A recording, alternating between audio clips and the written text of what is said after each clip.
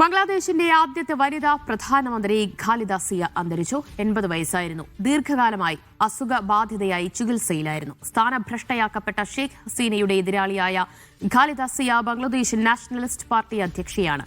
3 തവണ ബംഗ്ലാദേശ് പ്രധാനമന്ത്രിയായ ഖാലിദ സിയെ 2018 അഴിമതി കേസിൽ ശിക്ഷിച്ചിരുന്നു. BK സുഹൈൽ വിവരങ്ങൾ നൽകും. സുഹൈൽ, ബംഗ്ലാദേശിനെ സംബന്ധിച്ച് നോക്കുമ്പോൾ എത്ര ശക്തയായ നേതാവാണ് ഖാലിദ സിയ? അവർ വിടവാങ്ങുമ്പോൾ അതുണ്ടാക്കുന്ന ഒരു വിടവ് അതെത്ര വലുതാണ്?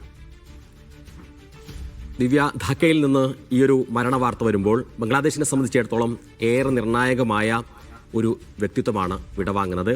ഖാലിദ സിയ, നമുക്കറിയാം, ഷെയ്ഖ് ഹസീനയെ പോലെ തന്നെ ബംഗ്ലാദേശിനെ നയിച്ചിരുന്ന 2 സ്ത്രീകളുടെ മല്ലയുദ്ധം ആയിരുന്നു യഥാർത്ഥത്തിൽ ബംഗ്ലാദേശ് രാഷ്ട്രീയം.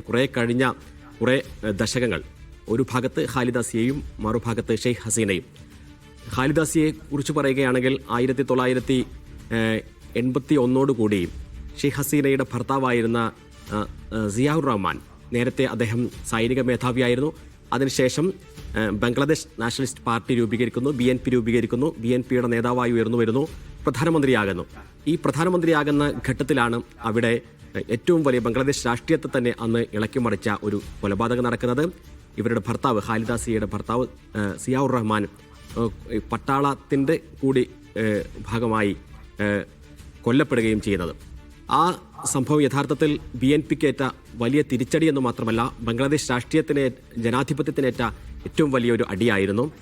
അതിനെ തുടർന്നാണ് യഥാർത്ഥത്തിൽ BNPയുടെ നേതൃസ്ഥാനത്തേക്ക്, അതുവരെ രാഷ്ട്രീയത്തിൽ ഒന്നുമല്ലാതിരുന്ന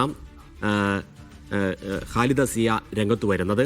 തൻ്റെ ഭർത്താവ് കൊല്ലപ്പെടുന്നു, BNP എന്ന് പറയുന്ന പാർട്ടി തന്നെ അവതാളത്തിലാകുന്ന ഒരു ഘട്ടത്തിലാണ് അവിടേക്ക് വരുന്നത്. തൊട്ടുടനെ ഈ കൊലപാതകത്തിന് ശേഷം ബംഗ്ലാദേശ് കാണുന്നത് വലിയൊരു പട്ടാള അട്ടിമറി കൂടിയാണ്. 82 കൂടി ബംഗ്ലാദേശ് എന്ന് പറയുന്ന ജനാധിപത്യ രാജ്യം പട്ടാളത്തിൻ്റെ കൈപ്പിടിയിലേക്ക് അമരുന്നു. അതിനുശേഷം വലിയൊരു മൂവ്മെൻറ്റ്, പട്ടാള അട്ടിമറിക്കെതിരെ എല്ലാ രാഷ്ട്രീയ പാർട്ടികളും ഒന്നിച്ചു ചേർന്നുകൊണ്ടുള്ള ഒരു അലയൻസ് രൂപപ്പെടുകയും ഖാലിദ സിയയും അതേപോലെ തന്നെ നേരത്തെ നമ്മൾ പറഞ്ഞ ഷെയ്ഖ് ഹസീനയും ഒന്നിച്ചു ചേർന്നുകൊണ്ട് ഒരു ജനാധിപത്യ പോരാട്ടങ്ങൾ ഉണ്ടാകുന്നു. ഏകദേശം അത് ഒരു ദശകത്തോളം നീണ്ടുനിന്നു എന്ന് നമുക്ക് പറയേണ്ടി വരും. അങ്ങനെയാണ് 1991 ഇലക്ഷൻ നടക്കുന്നത്. 91 തെരഞ്ഞെടുപ്പിൽ ആണ് ഖാലിദ സിയ ഏറ്റവും കൂടുതൽ സീറ്റുകൾ നേടി ബംഗ്ലാദേശിൻ്റെ പ്രധാനമന്ത്രിയാകുന്നത്. രാജ്യത്തിൻ്റെ ചരിത്രത്തിലെ ആദ്യത്തെ വനിതാ പ്രധാനമന്ത്രി. പിന്നീട് നമ്മൾ കാണുന്നത് ഒന്നിച്ചു നിന്നിരുന്ന ഷെയ്ഖ് ഹസീനയും ഖാലിദ സിയയും 2 ധ്രുവങ്ങളിലേക്ക് നീങ്ങുന്നു. അവർ തമ്മിലുള്ള പോരാട്ടമായി പിന്നീട് ബംഗ്ലാദേശ് രാഷ്ട്രീയം മാറുന്നു. കഴിഞ്ഞ കുറേ കാലം ഈ 2 ദ്വന്ദ്ങ്ങൾ തമ്മിലുള്ള ഒരു ഏറ്റുമുട്ടലായിരുന്നു. ഒടുവിൽ ഷെയ്ഖ് ഹസീന സർക്കാർ ഖാലിദ സിയയെ അഴിമതി കേസിൽ കുറ്റം ചാർത്തുന്നു, ജയിലിലേക്കാക്കുന്ന സാഹചര്യം വരെ ഉണ്ടാകുന്നു. ഏറ്റവും ഒടുവിൽ വാർദ്ധക്യ സഹജമായ ഒരു അസുഖത്തിലേക്ക് ഖാലിദ സിയ നീങ്ങുന്നത് നമ്മൾ കാണുന്നു.